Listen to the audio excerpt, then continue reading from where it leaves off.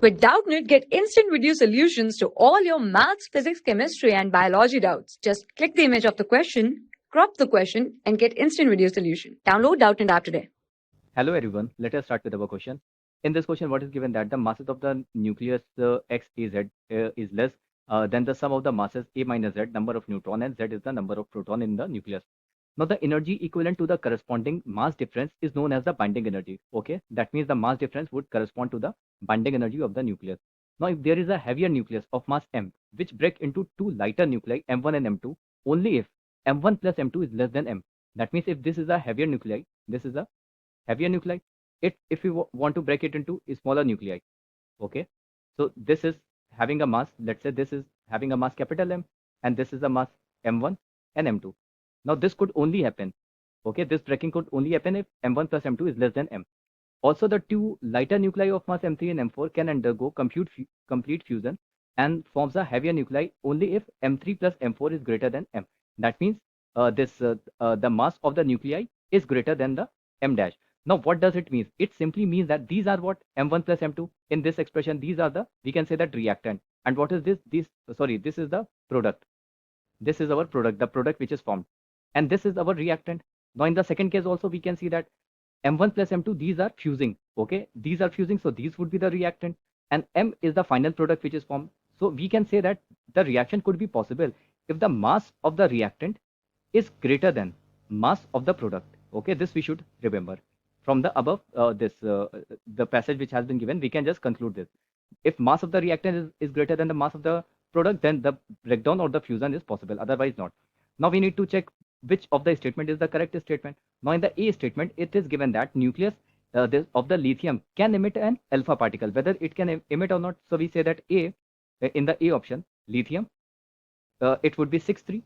Now if it emits a alpha particle, it would be this, the helium atom. Okay, so what would be the remaining portion here? It would be, so we can say that 6 minus 2 would be 2 and 3 minus 1 would be 1. So it would be a deuteron. Okay, so this would be the case. Now if you put the masses of this lithium, and if we just subtract the masses of this hydrogen and the deuterium, then we can get the value. So delta M would be equals to, so for our lithium, we have been given with the value. So we can check the value of lithium has been given and the value of helium have been given, and this is also given.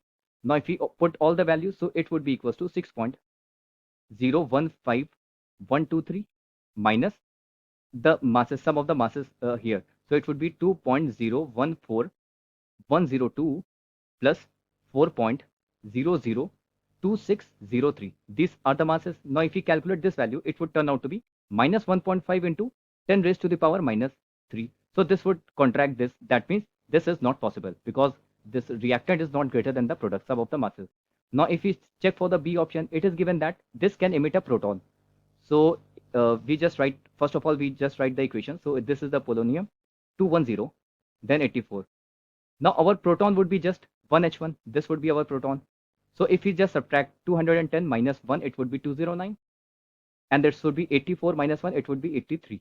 Now 209, 83, this would correspond to BI. Okay, so this would be our BI.